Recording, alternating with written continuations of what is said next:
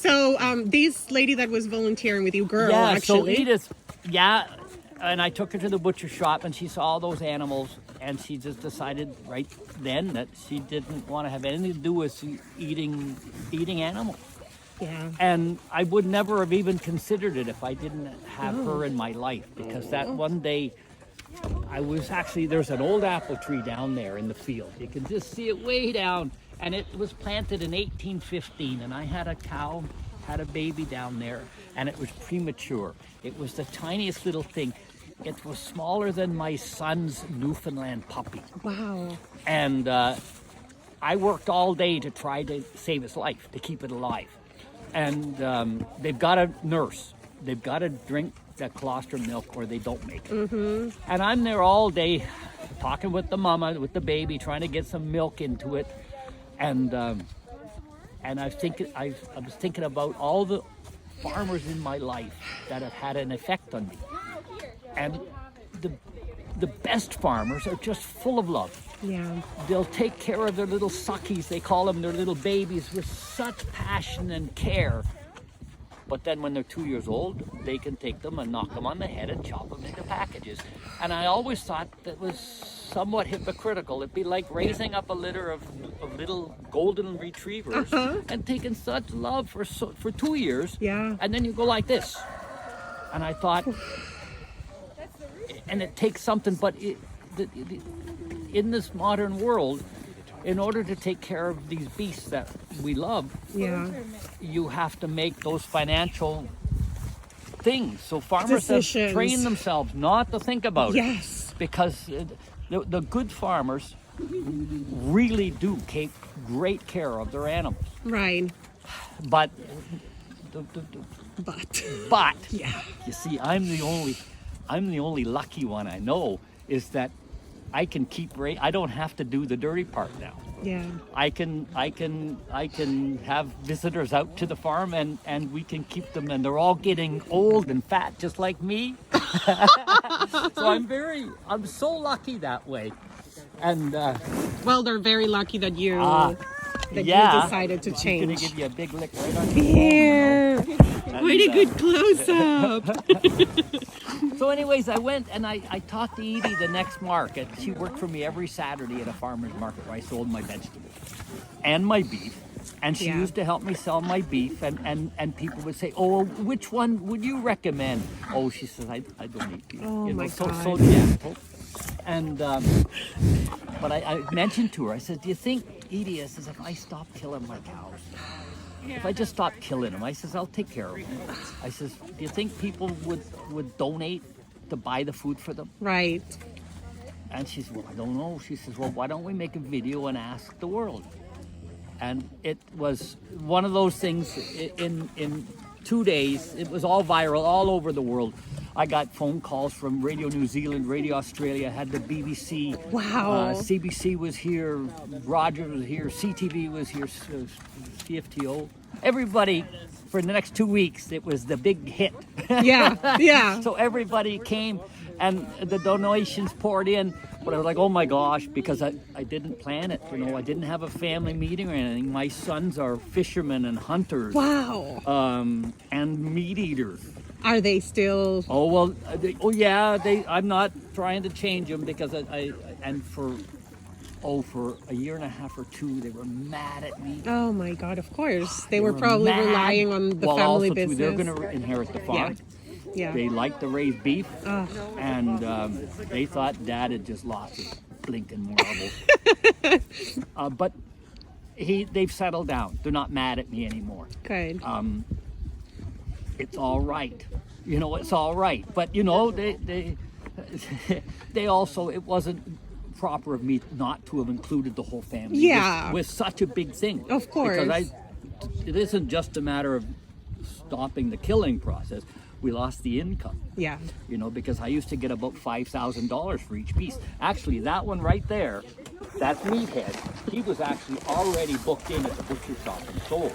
Wow. And I would have brought in $5,000 from his weight in hamburger.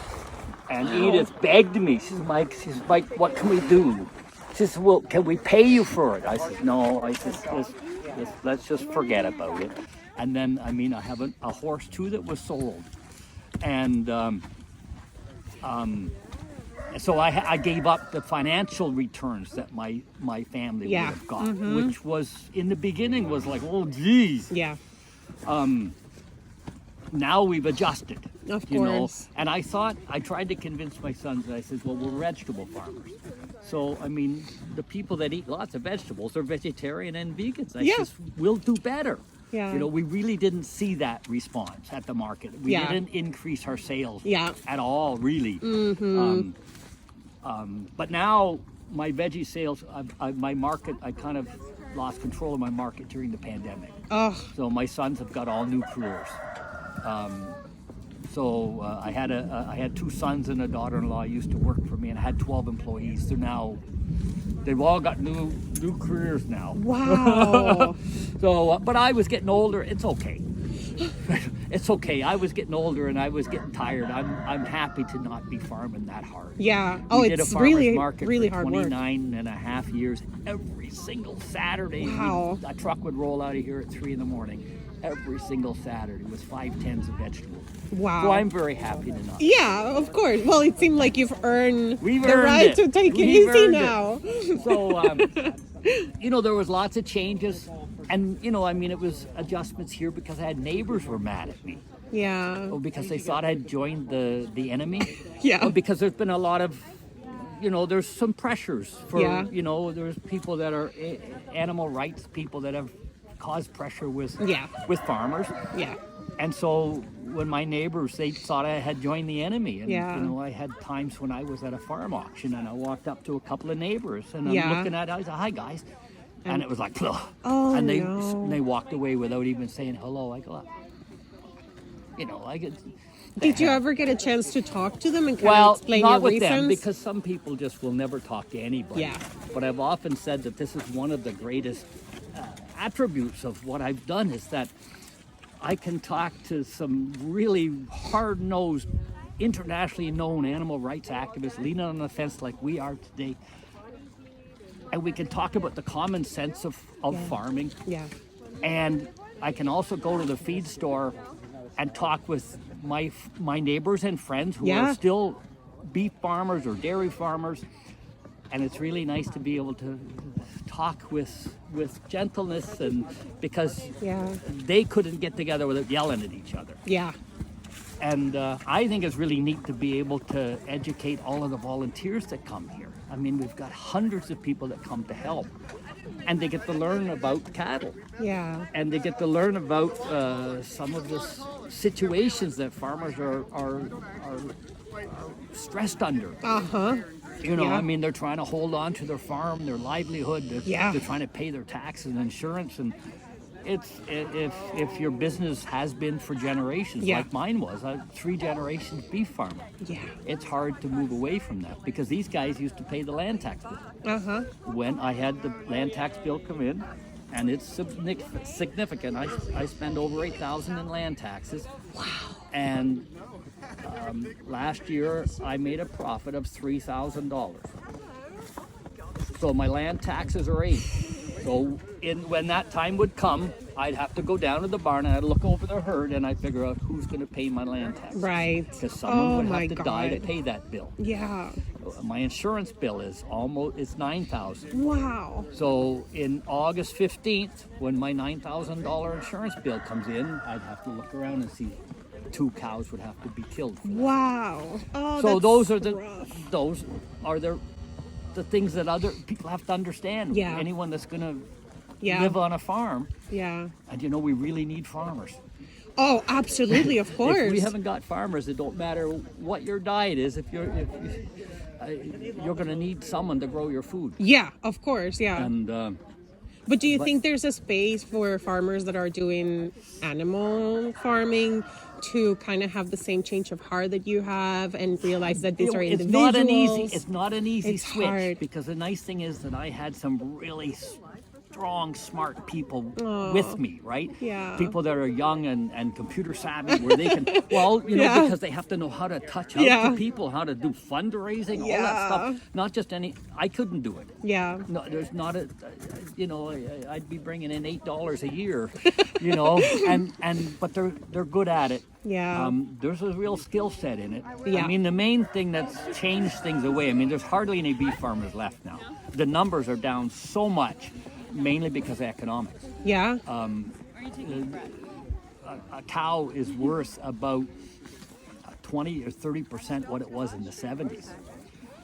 In my first cow I bought was a little cow, was $800. Cows, they aren't worth anything. Right. You wonder, the price of beef is very high, but that's all the middlemen, and that's all the people like Gale and Weston making money. But the farmers are making nothing. Yeah. But sometimes the cattle are also just part of the farm. I've never bought chemical fertilizer, which is really expensive now. Yeah. Because a lot of it's made from propane. Uh-huh. Okay. Propane, they use that to make nitrogen, which is an essential part of growing corn or something. Yeah. Well, I've never bought any because I was an organic farmer, but I always had their manure. So if you don't have their manure, then you have to rely on another source of fertility. So you got to get creative. Oh, look at you can tell it's springtime, eh? He's warming up, definitely. Yeah. And so there's adjustments to it. Yeah. Do you think farmers that have grown, like you said, generation after generation of doing the same and have this lifestyle really as part of who they are, even seeing that the profit is not there, why do you think they keep doing it? Well, I've often thought it's genetic. I kept farming even when it wasn't good for me. Yeah. All of us farmers, even corn farmers, when the price of corn went down so low, that we knew that when we planted 20 acres of corn, we were going to lose $8,000. We still did it. And I think it's a genetic predisposition. In the old days, like 1,000 years ago, the human that learned how to grow Right. could keep his family alive when the person only foraged didn't. Yeah. The same person that learned how to domesticate or to keep sheep or goats or bovines like these beasties. Yeah. Those people survived the winter. Right. So there's a bit of a genetic joy in it. Yeah. When I take care of my cows, I don't know why I find joy in that. But my dad did it. His dad did it. Yeah. My dad used to herd his cows down Yonge Street in Toronto. What? Yeah. Yeah. Wow. And now look at Yonge Street. Yeah. If we had that, but we always got taxed out. The land down on Yonge Street, the taxes got so big. I would stay there imagine. and farm, Yeah. So then he moved and he moved and he moved. We've moved up 3 times. So now we're in Uxbridge, right? And the taxes are getting high. So then what normally would happen is you'd move up past Lindsay because you couldn't afford it here. Yeah, of course. But we do digress. Yeah. But but that's the nature of it is that economics are the biggest driver of what farmers do, and if they can't afford to do it, eventually they would stop. Yeah. It's kind of like the trapping. When trapping used to be a big incentive in Northern Ontario, people made a lot of money catching fur bearers, and then when the Greenpeace got into the anti-fur movement, the price of fur just plummeted. They used to get $100, $120 for beaver pelt in the 70s. Well, then in 1979 and 80, they plummeted down to $5 or $6. Wow. So trapping is not as it was. There's not a lot of fur bearers or trapping. No, I think it's 96% farms. Gone. It's gone. Then I have friends that are trappers. Friends from my childhood, and they do it now because it's such a traditional activity. A lot of them are from, native or up north, and that's what they did in the north. Right. And it was not always the money. You're doing what your dad did, and it's a tradition. It has this emotional component and this, Yeah. So. Yeah, I don't know. I don't know the future. But I'm very grateful that I get to be able to take care of all of my little cows. It'll get more painful in the future when they all get old. Yeah. Because there'll be a lot more health care involved.